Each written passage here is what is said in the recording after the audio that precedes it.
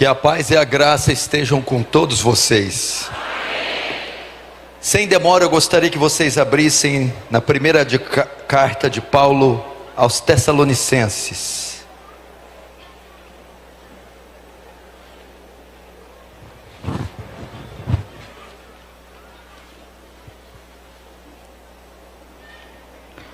Primeira carta de Paulo aos Tessalonicenses.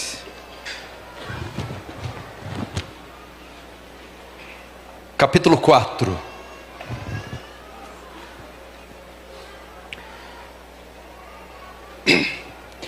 Finalmente, irmãos, nós rogamos e exortamos no Senhor Jesus, que como de nós recebeste, quanto à maneira, porque deveis viver e agradar a Deus, e efetivamente estáis fazendo, continueis progredindo cada vez mais, porque estáis inteirados de quantas instruções vos demos da parte do Senhor Jesus.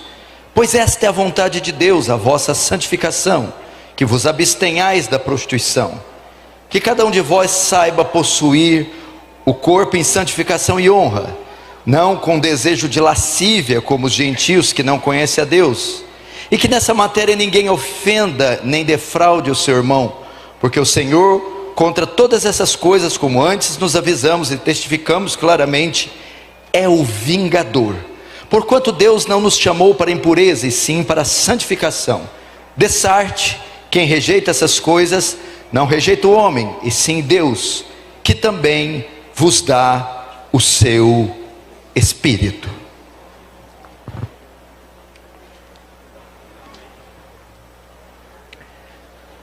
Eu gostaria de vocês, como eu sempre peço, se possível silêncio, temor, tremor e santa reverência diante da palavra de Deus. Ninguém andando ou conversando, somente aqueles que estão trabalhando no evento. Isso aqui nada mais é do que um culto de adoração ao Deus vivo, ao único que é digno de honra, glória, louvor, domínio, aquele que é todo poderoso e triplamente santo. Queridos, por mais que eu estudasse outro texto e tivesse outro texto para pregar, outro tema para pregar para vocês essa noite, nesse fechamento de congresso, dos tantos temas lindos que foram pregados aqui, de vertente doutrinária, teológica profunda, eu vim trazer uma mensagem simples, pastoral, mas muito oportuna, muito pertinente. Eu vim aqui para alertar a igreja de Cristo sobre o perigo que a tem cercado e que já tem se instalado em boa parte dela: o perigo dos pecados sexuais. E esse é o tema da minha mensagem: o Espírito Santo e a pureza sexual. Como pastor há mais de 20 anos e trabalhando com aconselhamento há mais de 20 anos, o que eu venho testemunhando, o que eu venho vendo e ouvindo, porque eu conheço os corredores da igreja, os intestinos, tanto da comunidade que eu pastoreio, como de lideranças, igrejas, Brasil afora. O que eu tenho visto, testemunhado, tem me chocado. Tem me chocado. O nível de depravação, sensualidade, escândalos morais, prostituição, adultério, de toda sorte, de toda forma, envolvendo o povo de Deus, é assustador. Não se engane, esse tipo de pecado tem poder de destruir a igreja. Não é novidade para nós que a nossa sociedade, desde os primórdios, é pervertida sexualmente. Não é novidade para você que ela a cada dia emerge em um caos moral e se perverte sexualmente a cada ano que passa. Entretanto, de uns últimos tempos para cá, as coisas têm se tornado inconcebíveis e incontroláveis. Não é que não existia, é que agora isso está se tornando público, e a sociedade está aceitando isso, a depravação sexual, como uma conduta normal. Esse é um dos sinais que a nossa sociedade naufraga para o caos, é quando ela não se importar mais com a sua própria degradação, e atos antigamente reprovados, hoje se tornam normais, e até são estimulados. Entretanto, todavia, não obstante, porém, sem embargo, o que mais me assusta é que a igreja não tem ficado de fora. Existem hoje outras modalidades de perversão sexual. Como já se não bastasse todo tipo que a gente vê, ao sexo interativo hoje, onde prostitutas oferecem seu serviço online, em verdadeiros stripteases ao vivo, onde homens e mulheres consomem em videoconferências por computadores ou celulares. Isso pode ser de forma paga por profissionais, ou entre pessoas que começam a se despir uma na frente, uma diante do celular, transmitindo a imagem uma para a outra. Só que eu estou falando de cristãos, estou falando de pastores, estou falando de diáconos, de presbíteros, de músicos, de crentes envolvidos nessa sujeira. O tal do nudes. Pessoas que provocam excitação sexual mediante a conversas de baixo calão no celular, e depois tiram fotos nuas e compartilham umas com as outras. Eu estou falando que isso está acontecendo entre o povo de Deus. Eu estou falando do que eu vejo, do que eu testemunho. Coisas impensáveis, até para um ímpio, tem acontecido. E o texto diz que Deus é vingador dessas coisas. Se tem um pecado que essa geração vai dar contas diante de Deus, aqui na terra e diante do seu trono, são esses pecados sexuais.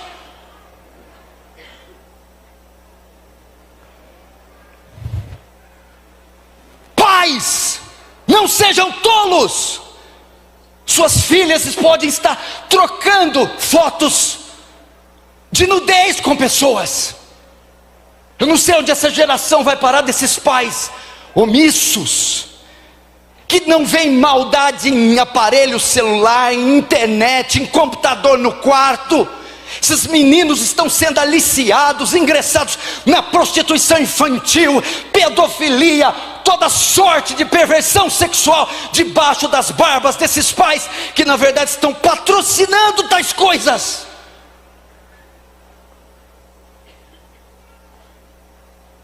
Você viu o filme Som da Liberdade?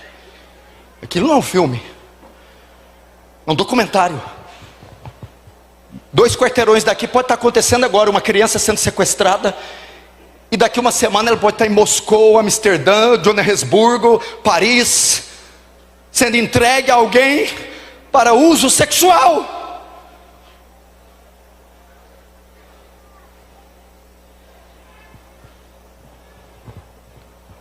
Uma menina, Belfort Roxo, marcou encontro, menina de 10 anos, mas marcou encontro com um abusador. Os pais conseguiram ver no telefone, no celular, e foram lá. E antes dele chegar e pegar ela, eles foram com a polícia, capturaram e prenderam ele. Mas aí a mãe perguntou: por que você não falou para nós? Mãe, desde que você me deu o celular, eu entrei em uma rede, conheci um homem e eu me apaixonei por ele. Pode ser tua filha, pode ser teu filho, homens que são escravos disso. Suas filhas, não sejam nécio, pai. Podem já ter amigas, porque isso não vem só pela internet, vem pelas influências. Pode ser que a sua filha já tenha amigas de 12 a 15 anos que não são mais virgens, que influenciam ela nessa área, ou o seu filho. São as escolas de ensino fundamental e médio, é a grade curricular das escolas estaduais, é a programação na TV, são os aplicativos. Meus filhos estavam usando o aplicativo Duolingo para aprender inglês. Em uma certa fase do aplicativo, estavam fazendo perguntas. Uma menina pode pôr roupa de menino, um menino pode pôr roupa de menino. Peraí, eu mastiguei, eu mordi, eu quebrei, eu pulverizei, eu derreti. O que é isso? Bem modo Paulo Júnior, né? Assim. Porque não é só aqui pregando, não, é no supermercado, é tomando banho, é tudo assim, é desse jeito. Já chega no caixa, R$130, eu assim diz o Senhor. O que é isso? Arrepende desse teu pecado, miserável. Sabe por que estão rindo, pastor Euder? Para não chorar. Eu já peguei celulares de jovens e o que eu vi é assustador o que está sendo exposto aí, gente. 20, 30 anos atrás a pornografia se limitava a revistas com pessoas nuas. O que você vê hoje são aberrações, são animais cometendo atrocidades. E a criança, o adolescente ou homem não tem estrutura para suportar tamanha descarga de depravação.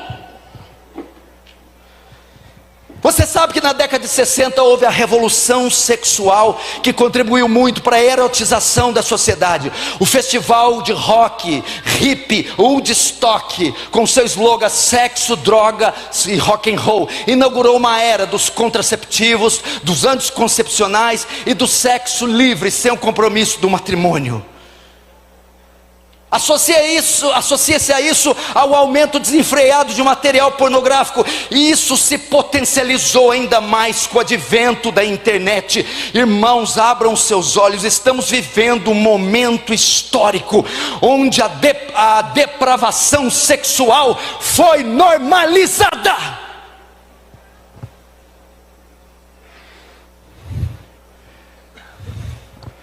Presta atenção nesses números, para você ver. A indústria pornográfica movimenta no mundo 97 bilhões de dólares por ano. Você ouviu?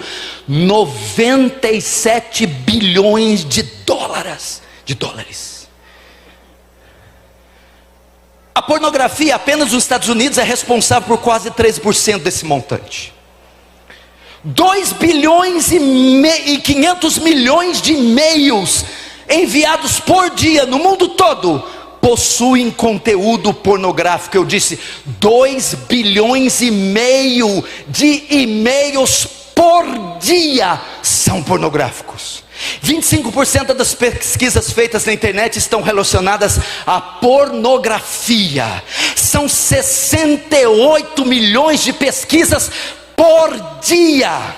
35% dos downloads feitos são pornográficos. 266 novos sites pornográficos surgem todos os dias na internet. São feitas 116 mil pesquisas sobre pornografia infantil por dia.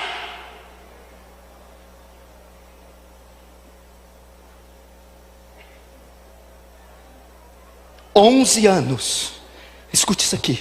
11 anos é a idade média em que uma criança vê pornografia online pela primeira vez.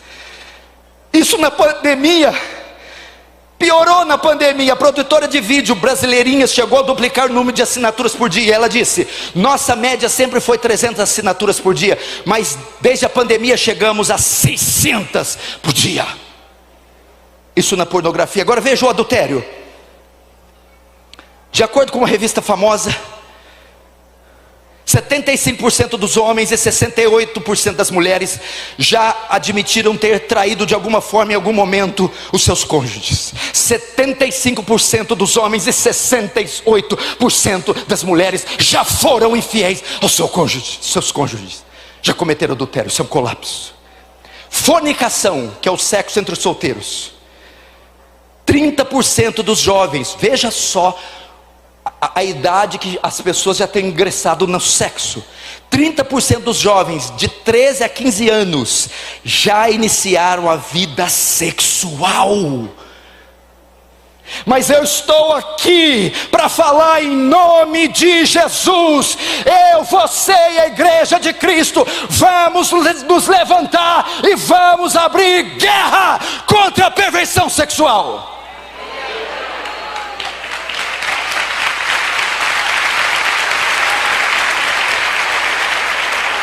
Não se engane, meu irmão. Roma caiu por causa da perversão sexual. Muitos historiadores dizem que foi por causa da sua depravação moral, perversão sexual e destituída de moral que os senados, os imperadores ruíram. Nessa época se comprava escravos para exploração sexual. Fazia-se sexo com crianças.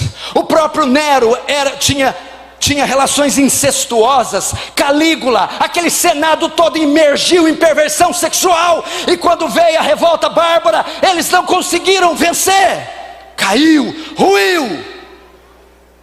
Isso destrói igrejas, destrói relacionamentos, destrói ministérios, destrói nossa comunhão com Deus, destrói nossa fé, acaba com a igreja. E nesse capítulo aqui de Tessalonicenses,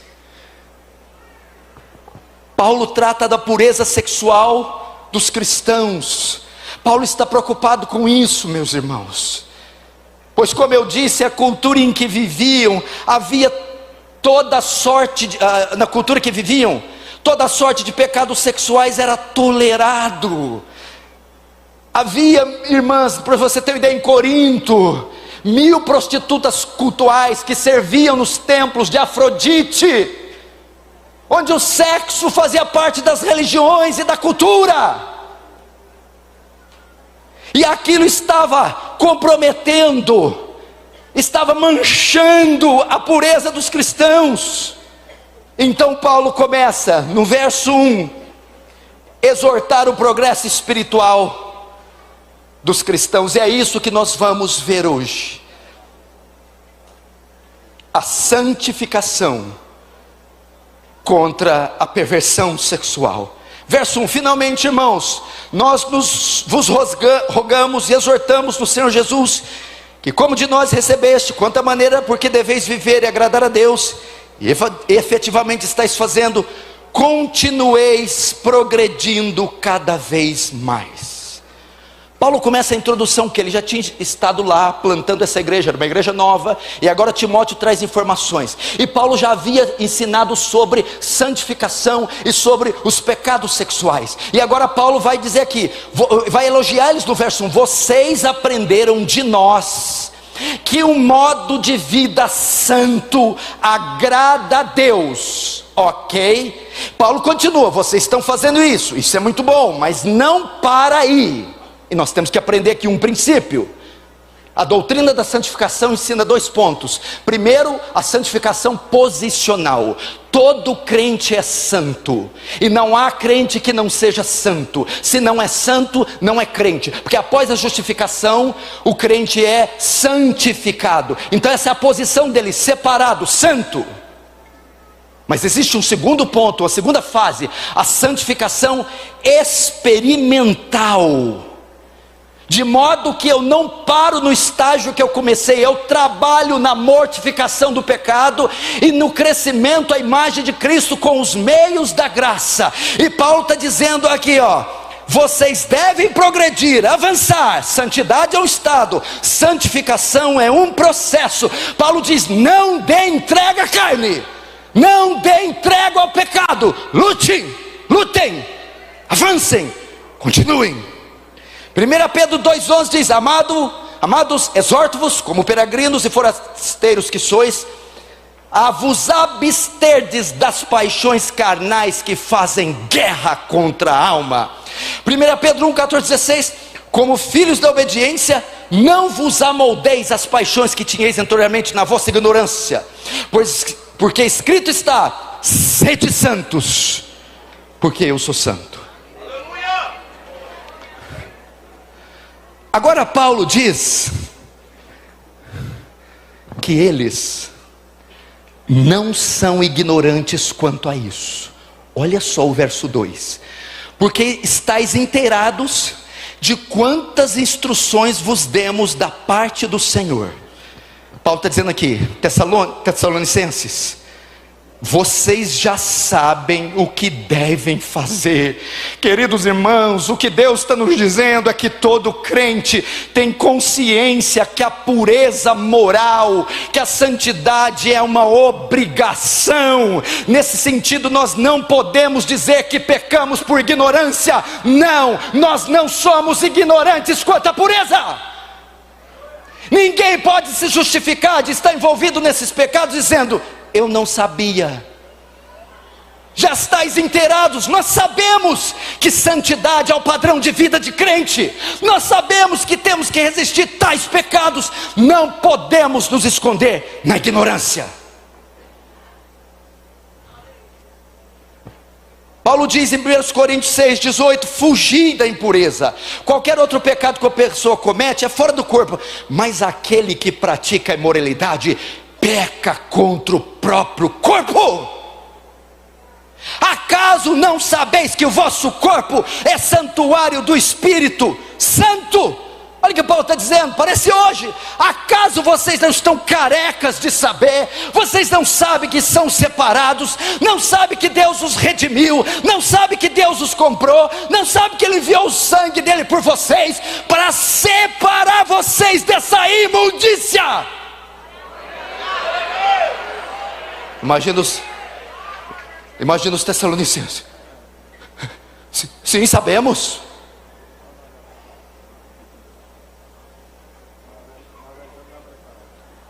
Então por que está continuando? Tem 2 telões ali. 2 ali.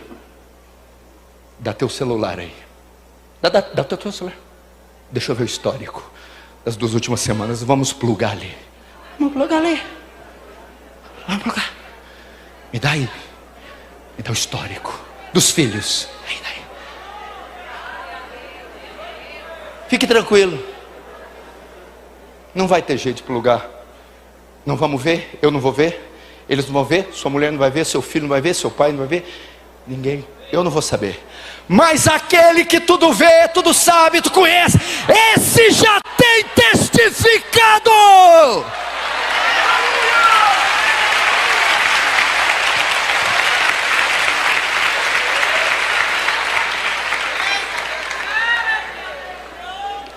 Primeiro, Paulo exorta ao progresso. Continue. Me diz uma coisa aqui para mim, pastor Eudeu. Satanás cansa, perde fôlego, tira férias. Satanás cansa, Satanás morre. Baixa a guarda para tu ver um dia. Pisa fora da linha, escorrega. Ele veio matar, roubar e destruir. Ele anda ao derredor bramando como leão, procurando quem possa tragar. Paulo está dizendo aqui, verso 2, estou falando outra vez, estou insistindo nesse tema, porque vocês precisam colocá-los em prática. Tessalonicenses, vocês não são ignorantes quanto a isso, vocês sabem que essa é a vontade de Deus para você. Então vamos no verso 3, Paulo vai dizer por que eles devem ser santos. Porque Verso 3: pois esta é a vontade de Deus, a vossa santificação. A vossa santificação. Preste atenção aqui. Paulo está usando um argumento porque ele ordena eles serem santos, progredirem na sua santificação, não parar aí, não baixar a guarda, e porque eles têm que fugir da imoralidade. Primeiro, por causa da vontade de Deus. E a vontade de Deus aqui pode ser dividida em duas. Uma é a sua vontade decretatória, que é a sua vontade secreta, sua providência, que nós não sabemos, Deus não fala para nós tudo que vai fazer. É sua vontade que está dentro dos seus decretos soberanos, insondáveis, insofismáveis. Quando Paulo diz, ó, a profundidade da riqueza, tanto do conhecimento como do saber de Deus, quão insondáveis são seus juízos, quão inescrutáveis são seus caminhos. Quem conheceu a mente do Senhor? Quem foi seu conselheiro? Quem primeiro deu a Ele para que depois possa lhe retribuir? Porque dele, por Ele, para Ele são todas as coisas. Glória, pois, a Ele eternamente. Amém.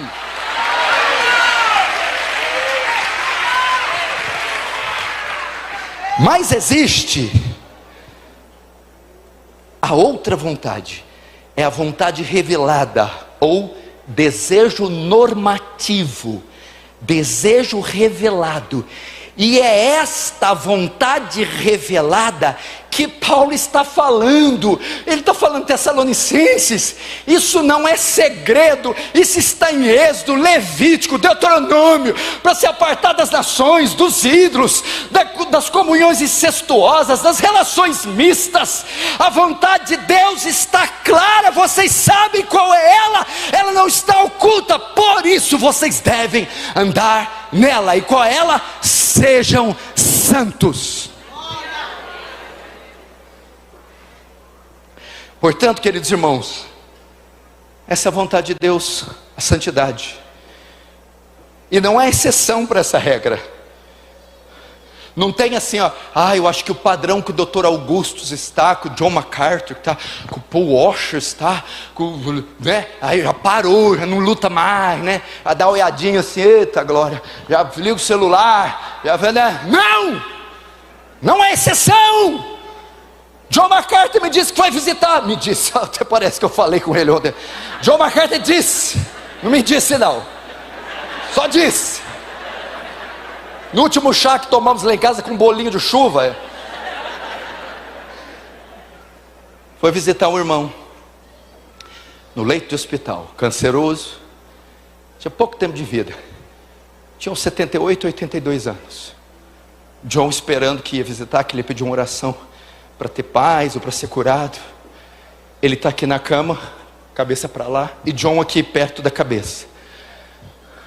Sabe, John, sim, estou aqui, 82 anos de vida, nunca consegui me livrar da imoralidade sexual, até hoje.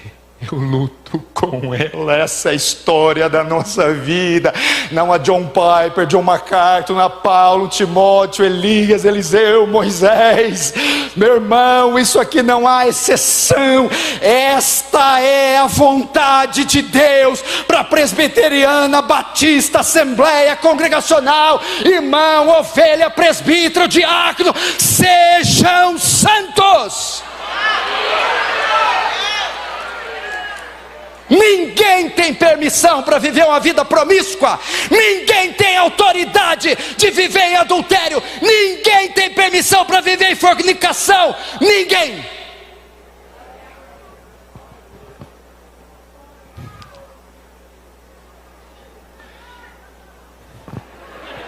Tá falando?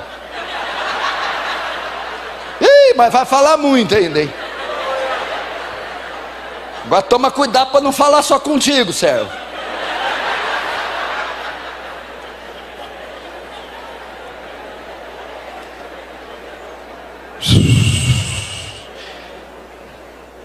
Efésios 1, 3, 5. Bendito Deus e Pai do nosso Senhor Jesus Cristo, que nos tem abençoado com toda a sorte de bênçãos espirituais nas religiões celestiais, em Cristo, assim como nos escolheu. Olha só, doutrina da eleição. Nos escolheu nele antes da fundação do mundo para, o que é para?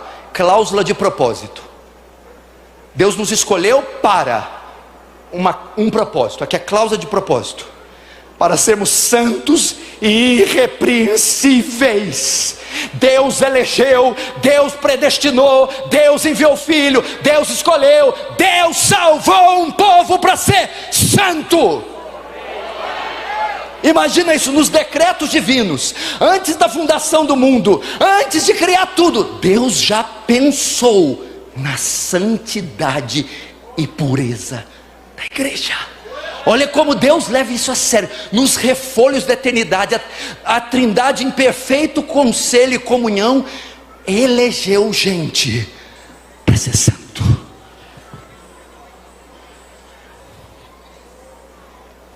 Agora, preste atenção. Paulo especifica em qual área ele deseja pureza. De Tessalônica, verso 3: essa é a vontade de Deus, a vossa santificação, e que vos abstenhais da prostituição. Agora Paulo especifica o problema, o alvo do seu conselho, o alvo que os coríntios devem fixar seus olhos e devem se tornar santos. Vos abstenhais da prostituição. Palavra grega aqui, porneia, da onde veio o termo pornô, pornográfico, pornografia, todo tipo de pecado de ordem sexual. Paulo está escrevendo para um contexto greco-romano. Havia incesto, havia relações com crianças, havia relações com pessoas da mesma família, havia adultérios, havia fornicação, havia bestialidade. E Paulo está dizendo: todo tipo de pecado fora do sagrado matrimônio é porneia. Primeiro, fornicação, pecado entre solteiros antes do casamento. Segundo, adultério, pecados de pessoas casadas fora do casamento. Terceiro, sexo de pessoas do mesmo sexo. Quarto, masturbação, o sexo solitário, que envolve cobiça, pornografia, carícias, palavras obscenas, sugestões, nudes, nudez, videoconferências, palavras que incitam a sexualidade. Paulo está dizendo: é a vontade de Deus que vocês sejam puros. Em qual área? Na área sexual. Como? Se abstendo, evitando todo tipo de pecados sexuais acima. Irmãos, sabe o que Paulo está falando para nós 2000 anos depois? Igreja de Cristo, não se meta com essas coisas, não se envolva com essa sujeira, com essa imundícia. Delete isso dos seus aparelhos, bloqueie essas pessoas imundas, corte essas assinaturas sujas. Você acha que numa multidão de gente aqui, desse tamanho, não tem pessoas assim? Não tem pessoas envolvidas com esse pecado? Você acha que eu ou alguns aqui são ingênuos de pensar?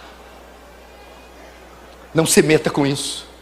Tira os olhos dessa mulher na sua. Tira os olhos dessa criança antes que a ira de Deus caia sobre você. Pare de mexer com esse lixo. Isso vai arruinar a tua vida. Isso vai acabar com o teu ministério. Isso vai acabar com a tua comunhão com Deus. Vai destruir você. Agora Paulo vai focar o objeto da prostituição, aonde ele é cometido. Ele vai no objeto. Aonde é? O corpo. O corpo é a matéria-prima para a prostituição. É o objeto de pecado sexual. Verso 4: que cada um de vós saiba possuir, o mesmo que usar, o próprio corpo em santificação e honra, não com o desejo de lascívia como os gentios que não conhecem a Deus. Presta atenção, olha o conselho que ele está dando aqui, ó. Que cada um saiba usar, dominar, refrear o corpo. Deus nos deu um corpo, e o problema deles o quê? No contexto grego, havia um dualismo grego que ensinava que só o espírito é bom, a matéria é má. Então não havia problema o que você fazia com o corpo, não interessa o que você fazia com o corpo. Paulo vai dar tanta importância ao corpo, que ele vai dizer que esse corpo seu, se morrer, for cremado, na ressurreição, essas cinzas vão se recompor e formar novamente o corpo, e alma e corpo irão para o céu. Deus valoriza tanto esse corpo, que Ele vai usá-lo na eternidade, assim como Jesus desceu sem o corpo, mas voltou para lá com Ele, que nunca mais vai se desfazer dele. O nosso corpo, apesar de ser glorificado, nunca se desfará de nós. Como é que não tem importância o corpo? Pergunta: macho, tem um aí ainda? Belisca nele, se ele falar ai, belisca.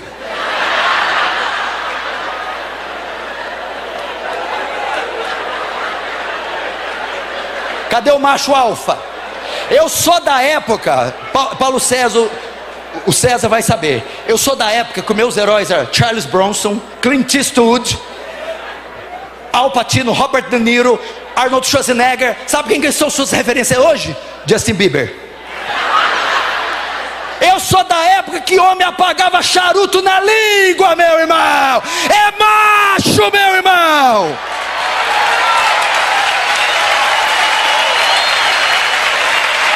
É homem raiz, meu irmão.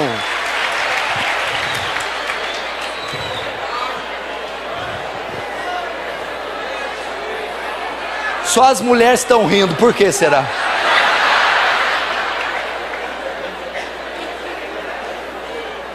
Sabe o que o Elder, sabe o que a mulher do Paul Washer diz? Char Washer: se você soltar leões na América para comer homens, eles morrerão de fome. Raça em extinção. Presta atenção. Você sabe usar o seu corpo? Você ensina seu filho a usar o corpo dele? Sua filha como usar o corpo? Você já disse: filhinha, filho, o seu corpo é templo, casa, morada do Espírito Santo. E os membros desse corpo devem ser usados como instrumento de justiça, que promovam santidade, o avanço do reino e a glória de Deus. Essa é a finalidade do seu corpo e dos membros que o compõem. Como nós usamos o corpo na prática, que o Paulo está dizendo aqui? Cada um de vós sabe usar o corpo, não em desejo de lascívia. Primeiro, não entregar o corpo a qualquer um. Não entregue o seu corpo às prostitutas. Não entregue o seu corpo, menina, aos seus namorados. Não entregue o seu corpo à pornografia, a videochamadas. Não entregue o seu corpo aos computadores e celulares. Preserve o seu corpo. Segundo, não use o seu corpo para coisas imorais. Que esse negócio de postar foto sem roupa, de biquíni com 3% de tecido, e postar: guarda teu corpo para o teu marido ou para tua esposa?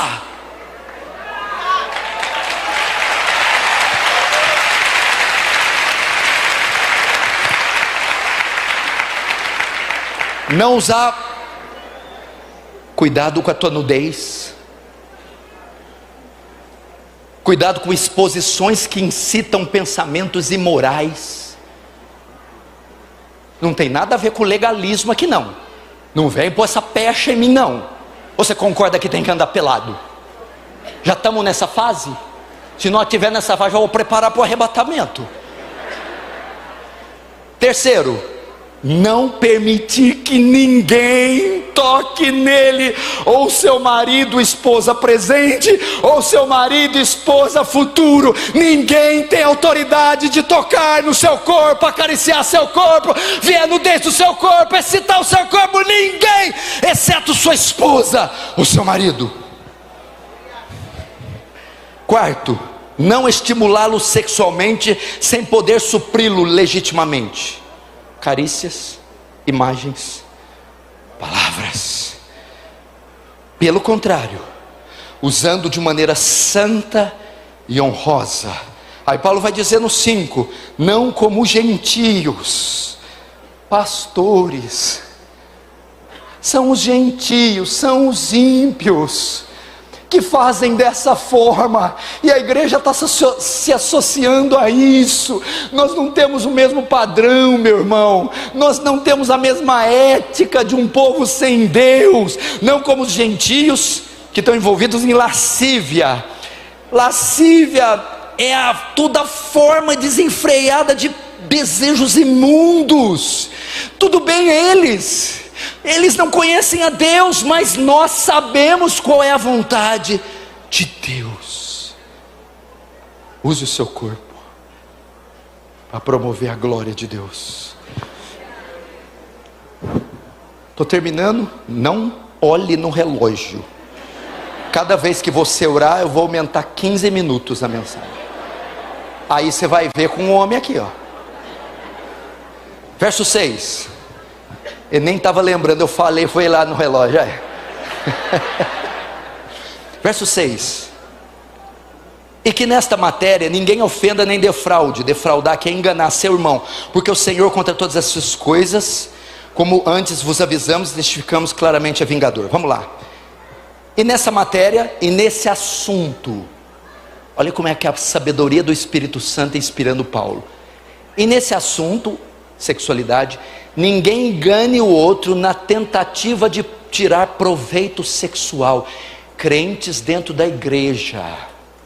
O que é defraudar? É um casal de namorados onde o namorado engana ela, distorce a verdade com o fim de ter relações com ela. Segundo, é coagir usando de falácia. Como você vai aguentar tanto tempo? O que tem? Depois Deus perdoa, vamos. Ou é consumir pornografia antes, durante e depois da relação, pensando em outras pessoas, levando a imundícia para o leito conjugal. E Paulo está dizendo, não distorça a Bíblia para satisfazer o seu desejo, é pecado e pronto. É usar de chantagem, ameaças, mentiras, com o fim de satisfazer sexualmente, de maneira ilícita. Paulo está dizendo, ninguém defraude o seu irmão. E quanto tem isso na igreja, meu Deus do céu. Não faça isso, jovem. Se o rapaz está te seduzindo a fazer isso, larga ele. Isso é filho de Belial. Se é a menina, então, papai do céu, chuta que é laço, não é assim que a música fala? De vez em quando eles compõem algumas coisinhas, né? Chuta que é laço. Por fim, agora eu termino, só que o fim tem 5 tópicos. Paulo fala das razões para se manter puro e por que não se envolver com práticas. E ele dá 4 razões. Ok? Eu vou terminar com 4 motivos. Por que temos que nos manter puros e por que não se envolver com práticas sexuais ilícitas. Primeira razão. Porque Cristo é vingador disso. Verso 6. Porque o Senhor contra todas essas coisas, como antes vos avisamos e testificamos claramente, é o vingador. Presta atenção. Essa palavra vingador só aparece 2 vezes na Bíblia inteira. Uma é aqui e a outra em Romanos 13, quando Paulo vai falar da autoridade. Que diz o quê? Em Romanos 3, que não é em vão que Deus traz autoridade, porque ela é vingador de Deus para castigar o mal. Aparece lá em Romanos 13 e aqui em 1 TS 4. Para dar ideia do que essa palavra no grego vingador, aquele que dispensa julgamento, aquele que inflige punição. E isso aqui aponta para 2 coisas: como Deus trata o pecado sexual. Primeiro, mostra a gravidade do pecado de imoralidade sexual.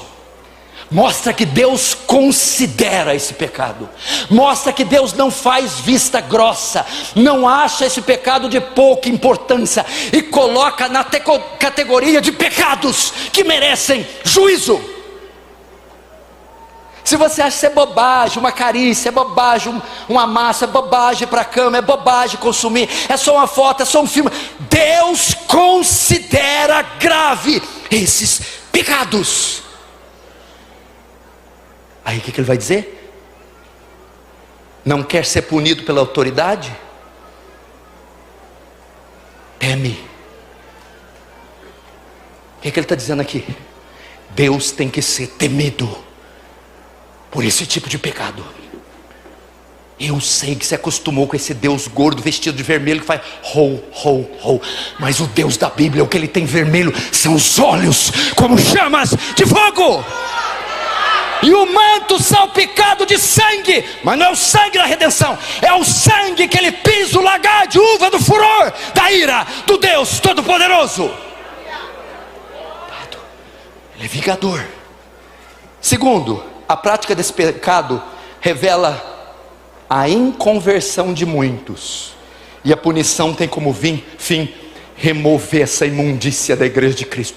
Esses fornicadores transfigurados de crentes, esses adúlteros transfigurados de crente, esses lobos no meio das ovelhas para molestar e abusar delas, o Senhor há de removê-los do nosso meio.